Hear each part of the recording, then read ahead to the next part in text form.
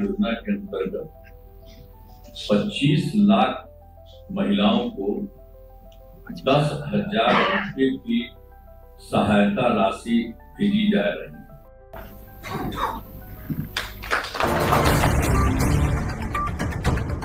नीतीश कुमार 10,000 महिलाओं के खाते में डालने के बाद अब बच्चों के छात्रवृत्ति को भी 2 गुना बढ़ाकर कर दिया है। और कौन कौन से क्लास के बच्चों को छात्रवृत्ति 2 गुना कर दिया गया है, वो सभी बातें इस वीडियो में बताई जाएगी। और महिलाओं को, जिन महिलाओं का भी खाते में 10,000 रुपया नहीं है, उनको क्या करना है, वो सभी भी इस वीडियो में बताई जाएगी। जानकारी वीडियो में बने रहे एंड तक।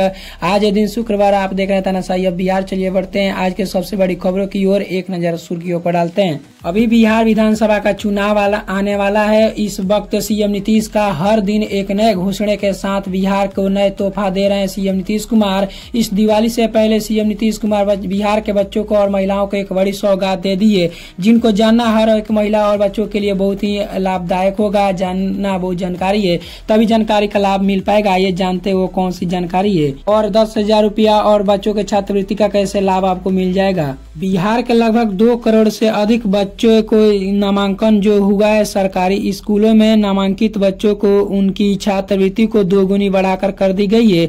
अब कितना मिलेगा 1 से 10 तक के बच्चों को ये छात्रवृत्ति का लाभ, आइए जानते हैं।